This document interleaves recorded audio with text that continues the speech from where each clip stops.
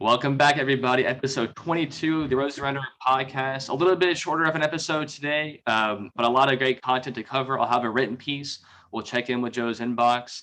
We'll tease an interview that we have next week and that we're really excited about, and then also a little segment from our official R&R musical correspondent. But before we get to the fun stuff, Joe, tell me how your week was. Oh, it was a good week. It was a good week this week. What can I say about it? Uh, got a promotion at work. Got a new position now. I'm now an Intel manager, as they There call we go. It's official, ladies and gentlemen. It's official. Now, will that go on your LinkedIn profile? it. No, I have not updated my LinkedIn profile, nor do I intend to. But no, it's been a solid week. Got to hang out with some friends last night, do some things that probably shouldn't be done in Portland with given mask and social distancing rules. Good. But So, like a hookah lounge? yeah, Yeah. I feel like hookah's got to be the worst business for COVID, right? I mean, you're just blowing out into the open. You're sharing a mouthpiece. There's really not any redeeming quality to the hookah lounge with regards to COVID. I'd have to imagine they're going to be hit pretty hard. yeah, I imagine hookah is going to be a thing of the past for at least the near future. But how about you though? Are you taking full advantage of those open Texas rolls? I heard it's like the old west, the Wild The West out there. old, it's the living in Arizona, living in Texas, you do get a feeling that in some parts of this country, it is the old west. I remember when I first moved to Arizona, and I kind of knew that they had lax gun laws. And then in college, I went to buy a gun, and I just bought it. I mean, it took, of course they did the background check. They did the background check, make sure you don't have a criminal record, but it was very easy to do. And I definitely enjoyed that about Arizona. I'm a big gun guy.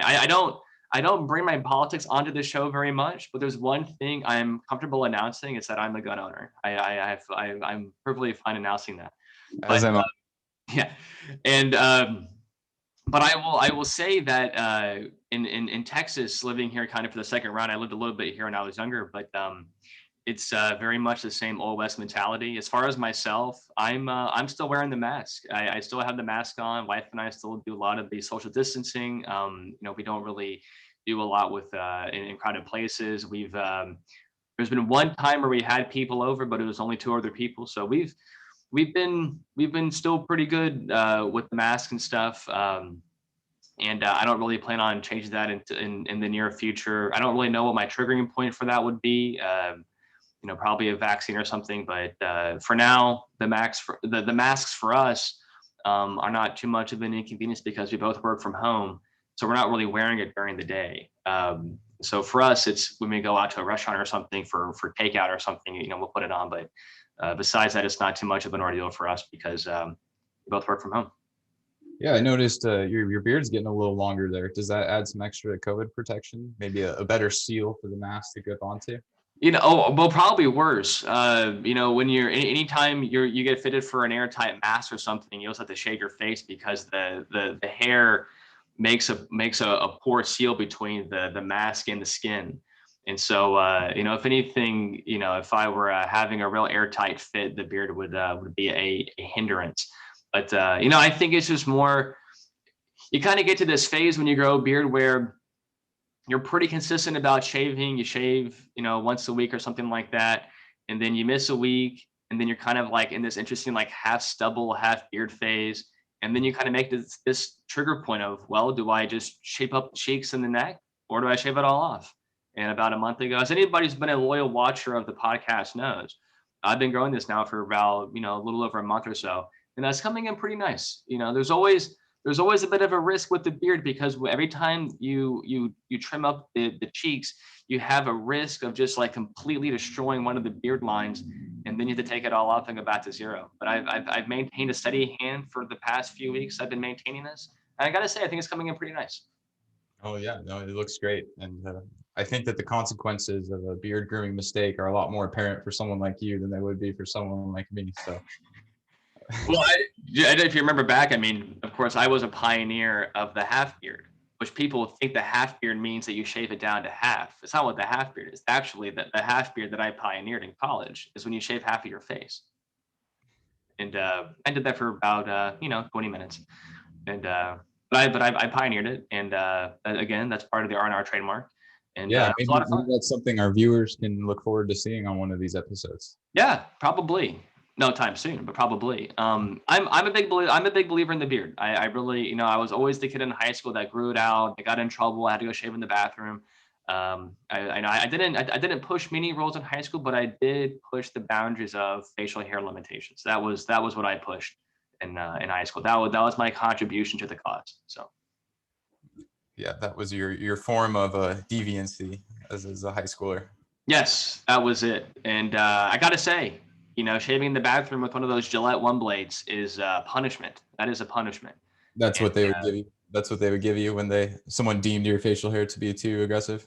it was horrible. I mean, it was horrible. They give you this awful disposable razor, a little can of Gillette shave cream, the foam, not the gel. So all academic. And the hot water in the bathroom never really gets warm enough. And of course, you're doing this all against the clock to avoid a tardy. So I mean, you don't have any time to do it right. I'm a believer, if you can't do it right, don't do it at all. So And who says our education system has failed in the U.S.? that was always one that I kind of got bothered by. It's like, of all the things you can do, why is growing facial hair even on the purview of dress code? Like, why is it like, how can it be inappropriate? Like, I can understand not wanting to have a shirt that says the F word on it, not wanting shirts of like graphic imagery on it. I can comprehend why that's the case. I never got the facial hair rule. I never understood that. Who cares? I never understood that. And in fact, I still don't. As a more mature, person now, I still don't get why that rule is on the book. Yeah, I don't really understand it either. I think that you were allowed to have one well-groomed mustache that was with the Yeah, hand. which is even more baffling. Of all the facial hair that they don't allow, they only allow the most creepy one. I mean, Yeah, does the that make most any sense to insulting anybody? one. It's like, you can't pierce your ears, but we'll let you put a fish hook through your lip. It doesn't make any goddamn sense at all. It doesn't make any sense at all. Like, they only allow the worst one. It baffles me. I mean, it really baffles me. Before moving to Arizona, I went to a private school that had you couldn't wear ankle socks. Couldn't wear ankle socks. You had to wear normal length socks. And Yeah. somebody pointed out to me. I won't try and draw right now, but in terms of, if you look at the definition for the word uniform, it means similar. Like, it's uniform across the board, right? If you think about ankle socks, because they go below the shoe line, it's actually a more uniform sock line. Versus if you have high socks, think of all the ranges of heights that different people can have from person to person. It's actually a less uniform. So the person who pointed that out to me in 8th grade, who was a genius, her name was Lauren something, and she was We'll really, tag her in the description. we'll find her out. We'll find her out online. She was a genius, and but she pointed out to me. She said, "Jimmy, actually, because I began a petition in 8th grade, didn't go very far, to actually allow ankle socks. It made it just past recess, and then I kind of moved on.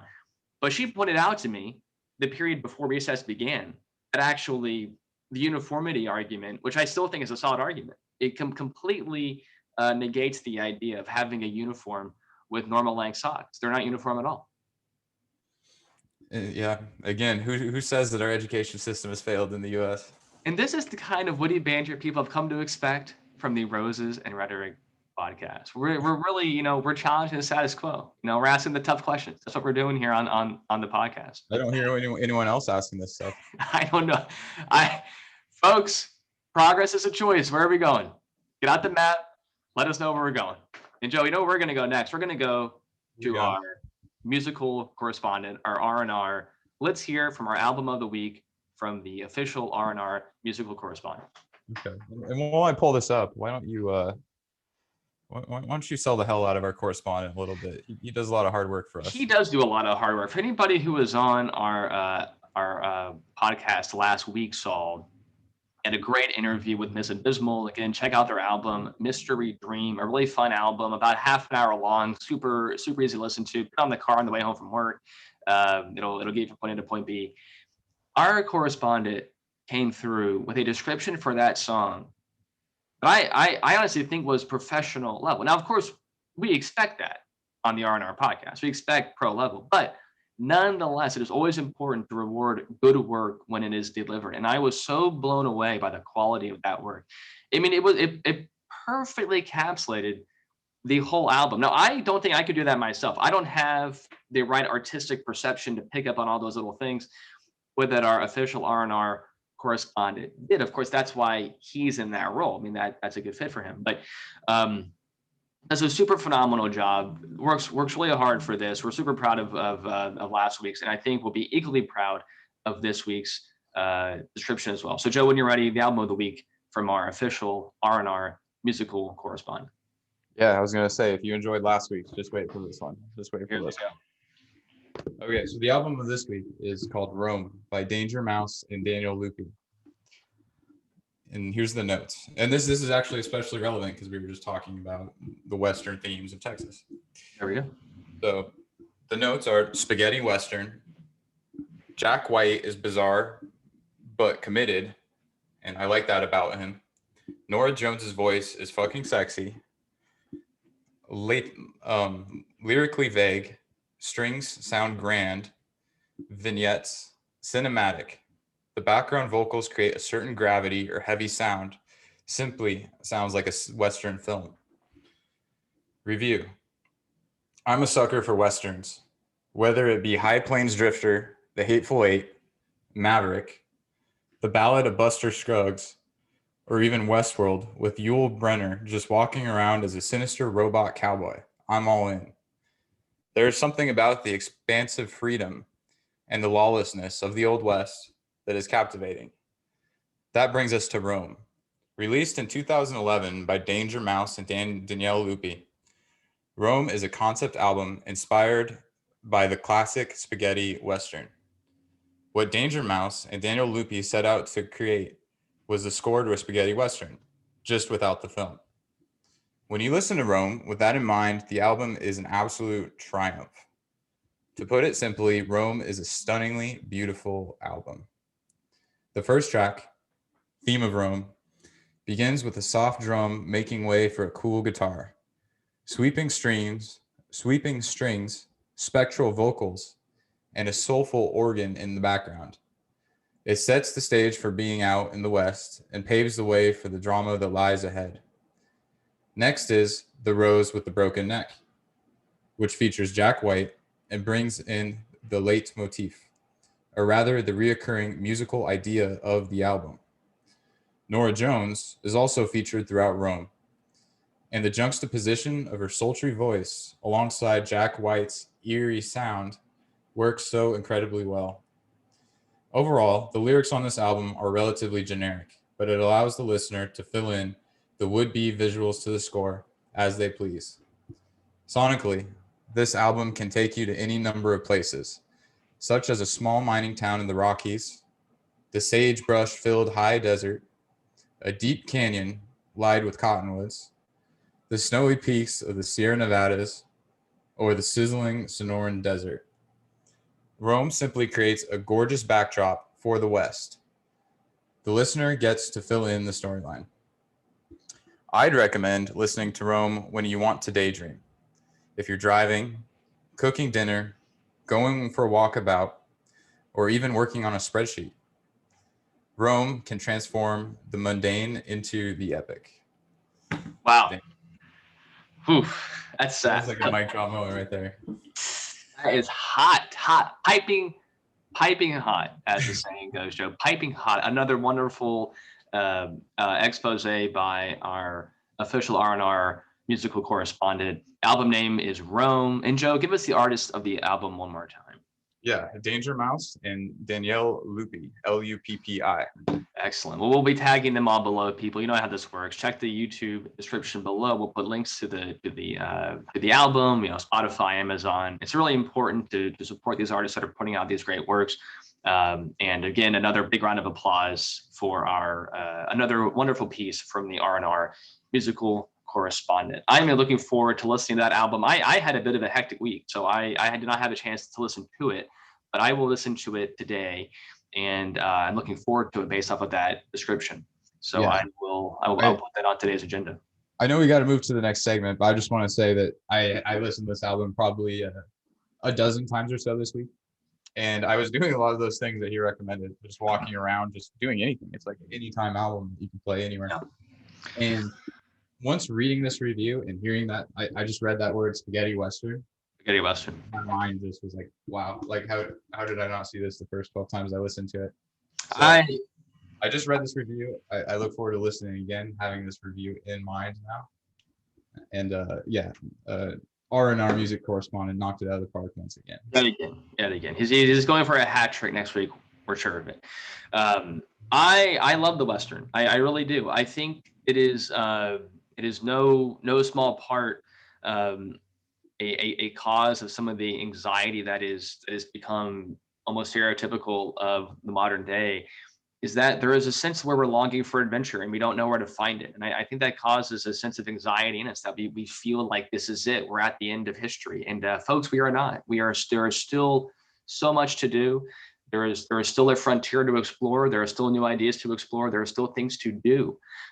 We are not at the end of history. We are not at the end of anything. We're at just the beginning. And films in the genre of the Western remind us of how much progress we have yet to make in this world.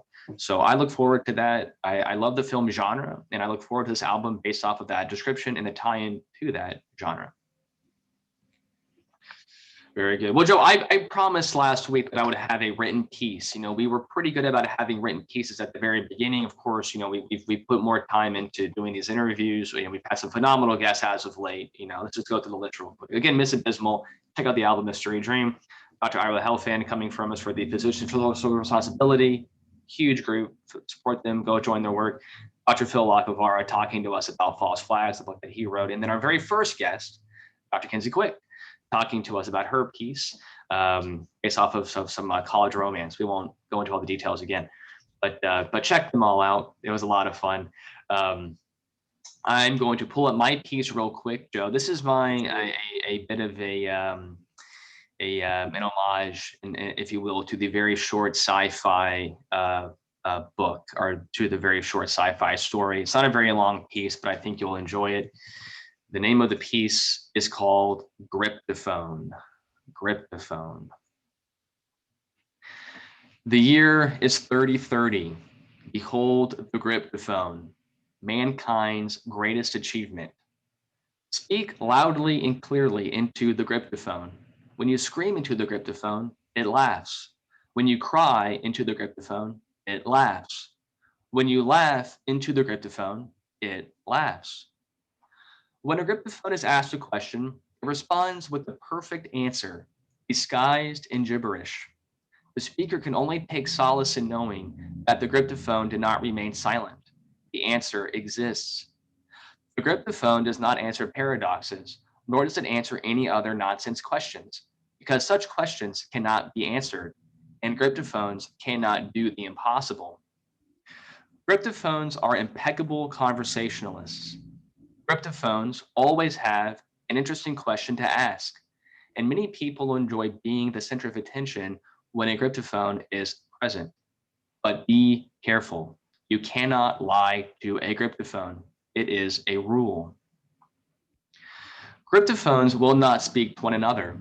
Grip-the-phones prefer to work alone. Grip-the-phones were a sensation at first, but now they rarely find much use.